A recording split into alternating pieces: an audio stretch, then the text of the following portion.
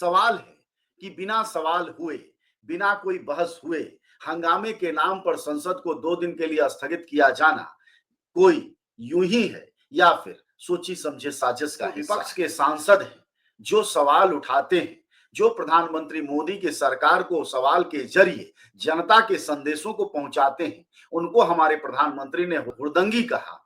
आज 25 नवंबर से संसद का शीतकालीन सत्र शुरू होने वाला था और देश भर में इस बात पर बहस हो रही थी कि संसद में इस बार तमाम मुद्दों पर बातचीत होगी। लेकिन संसद का सत्र शुरू होता उससे पहले ही संसद को बवाल के नाम पर स्थगित कर दिया गया। अगर आप संसद टीवी के जरिए संसद को देख पा रहे होंगे या पाए होंगे तो करीब 12 बजे संसद का सत्र शुरू करने के लिए सभापति ने घोषणा की और हंगामा सवाल उठना शुरू हुआ और अभी 30 सेकंड बमुश्किल नहीं गुजरा था कि 12:30 पर संसद का सत्र अगले 2 दिनों के लिए स्थगित कर दिया गया। लेकिन सवाल यह है कि क्या कोई नहीं बोला संसद पर? क्या किसी को मौका नहीं मिला?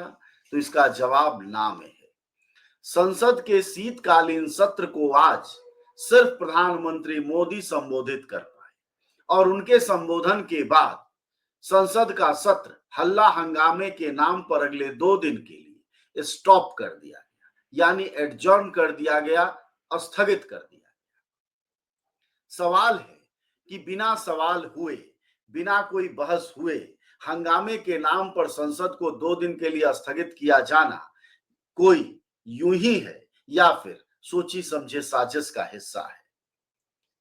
आज सवाल होने वाला था अडानी पर, आज सवाल होने वाला था मणिपुर पर, उससे भी बड़ा सवाल आज योगी आदित्यनाथ के संभल से होता, जहां की कोर्ट, पुलिस, प्रशासन सभी अक्षम साबित हुए हैं और 5 मुस्लिम नौजवानों की मौत हुई है। नेता और परिवारों का कहना है, विपक्ष के नेताओं यानी अखिलेश यादव से लेकर दूसरे नेताओं का और सबसे बड़ा परिवार का कहना है कि उन नौजवानों की मौत पुलिस की गोली से हुई है। जाहिर तौर पर संसद में सवाल बहुत ताकतवर थे, सत्ता पक्ष के पास कोई जवाब नहीं था, इसलिए संसद का शीतकालीन सत्र अगले 2 दिनों के लिए स्थगित कर दिया गया। लेकिन आप सबको मैं दोस्तों बताना चाहूंगा कि संसद के शीतकालीन सत्र को स्थगित किए जाने से पहले प्रधानमंत्री मोदी को मौका मिला और उन्होंने बकायदा 11 मिनट 43 सेकंड एक संबोधन दिया। उस संबोधन को क्या कहा, यह आपको जानना बेहद दिलचस्प है। हमारे प्रधानमंत्री ने कहा कि मुट्ठी भर लोग हैं जिनको जनता ने अस्वीकार कर दिया है, वह संसद में हुड़दंगबाजी करते हैं। आप शब्दों पर जरा ध्यान दीजिए।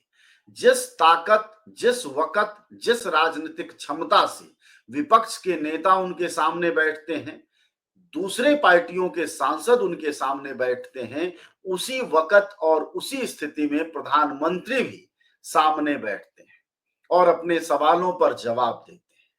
लेकिन प्रधानमंत्री मोदी ने सांसद, सवाल ये है कि अभी-अभी 4 राज्यों के चुनाव में प्रधानमंत्री मोदी और उनकी सरकार को 2 राज्यों की जनता ने भी बड़े बहुमत से अस्वीकार किया है। तो क्या माना जाए, किसको अस्वीकार किया है और किसको स्वीकार किया है? आप महाराष्ट्र जीते तो झारखंड उतने ही बुरे तरीके से हारे, आप हरियाणा जीते तो उतनी ही ताकतवर राज्य आप जम्मू कश्मीर में मुंह की खाए। लेकिन आज जब संसद में बोलने का वक्त आया तो आपको वक्त दिया गया। 2-3 बातें आज आपसे मैं कहना चाहूंगा कि संसद के शीतकालीन सत्र की शुरुआत से पहले सिर्फ मौका अगर किसी को मिला बोलने को तो वो प्रधानमंत्री मोदी को मिला।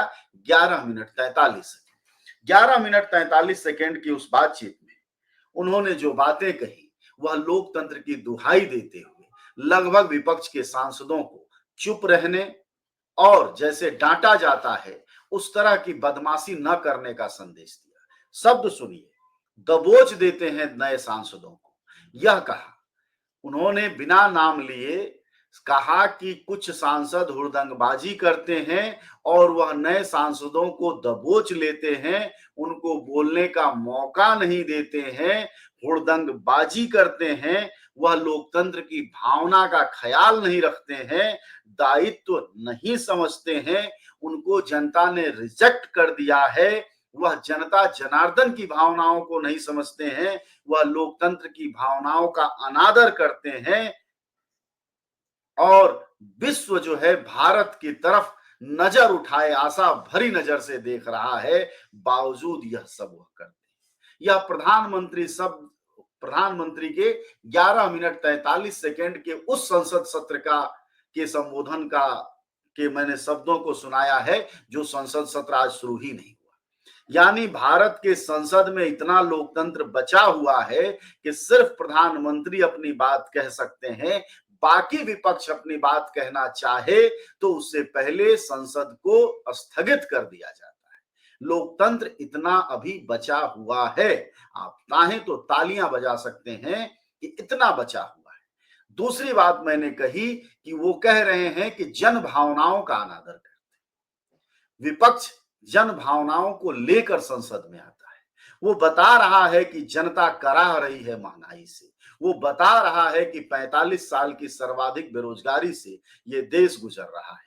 वह विपक्ष बता रहा है कि किस कदर देश में अराजकता का माहौल है और किस तरह एक तरफ मणिपुर है तो दूसरी तरफ विश्व जो हमारी तरफ आशा भरी नजरों से देख रहा है, तो अडानी के खिलाफ और उनके सहयोगी के खिलाफ गैर जमानती वारंट भी है और वह गैर जमानती वारंट भले अमेरिका की अदालत ने जारी किया हो, लेकिन उसका सारा खेल और तमाशा हमारे भारत में सौर ऊर्जा के नाम पर लूट का है। तो यह अगर सवाल विपक्ष पूछता तो क्या प्रधानमंत्री मोदी की निगाह में यह हुड़दंगबाजी है? मणिपुर के लोगों के हालात पूछता कि मई से लेकर और पिछले साल मई से लेकर और अब नवंबर हो चुके हैं, करीब 1.5 साल से बच्चे लाखों स्कूल नहीं गए, लोग अपने काम पर नहीं लौट पाए, अस्पताल नहीं खुले, थाने नहीं काम कर रहे हैं, लोगों के विकास के काम मणिपुर में बाधक हैं और एक समुदाय दूसरे समुदाय से मारकाट मचाया पड़ा है और आपकी सरकार और आपकी केंद्र की सुरक्षा बल उसको कंट्रोल नहीं कर पा रहे हैं। अगर यह सवाल पूछते तो क्या यह जन भावनाओं के खिलाफ? मैं आपसे पूछता हूं, क्योंकि प्रधानमंत्री मोदी ने 11 मिनट 43 सेकंड के अपने भाषण में संसद सत्र को संबोधित करने से पहले संसद से पहले उन्होंने मीडिया में ये बातें कही और बड़ी जिम्मेदारी से कही। यह कहा कि विपक्ष जन भावनाओं का ख्याल नहीं रखता, अडानी इस देश में घुसखोरी करेंगे, 2200 करोड़ का घूस दिया है अधिकारियों को, इस बात के लिए वारंट जारी हुआ है और अगर इस पर विपक्ष सवाल पूछेगा और विपक्ष के नेता अगर कहेंगे कि इस मामले में मुकदमा कर जांच होनी चाहिए, तो क्या यह जन भावनाओं के खिलाफ है? और जनहित के खिलाफ के पक्ष में यह है कि अडानी पर आप चुप रहे? क्या जनहित में यह है कि संभल में जो हो रहा है वह प्रशासनिक अक्षमता और राज्य की सांप्रदायिक नीतियों का नतीजा है? अगर यह बात संजय सिंह, मनोज झा, राहुल गांधी, राघव चड्ढा या फिर कोई और संसद का नेता महुआ मोइत्रा अगर यह सवाल पूछती है तो क्या यह जन भावनाओं के खिलाफ है? क्या यह हुड़दंगबाजी है? क्या यह दूसरे सांसदों के समय को दबोच लेना है? तो आप याद करिए, जब राहुल गांधी बार बार कहते हैं कि हमारी माइक बंद कर दी जाती है, दूसरे नेता कहते हैं हमारी माइक बंद कर दी जाती है विपक्ष की, वह सांसदों की जुबान को दबोच लेना है या फिर मुद्दों को उठाना दबोच लेना है? और यह मौका सिर्फ प्रधानमंत्री को क्यों दिया जाना है?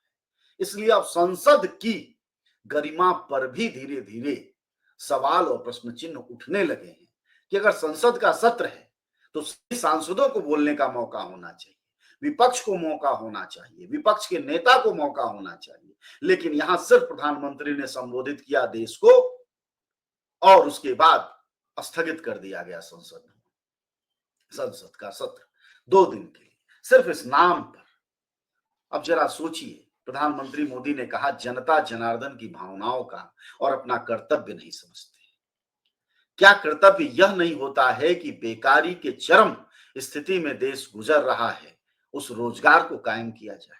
नई भर्तियां नहीं हो रही हैं रेलवे में, बैंकों में, राज्य भर्तियां नहीं कर पा रहे हैं, रेवड़ियों का कल्चर बढ़ता जा रहा है, रोजगार की दर दक्षिणा दे रही हैं सरकारें।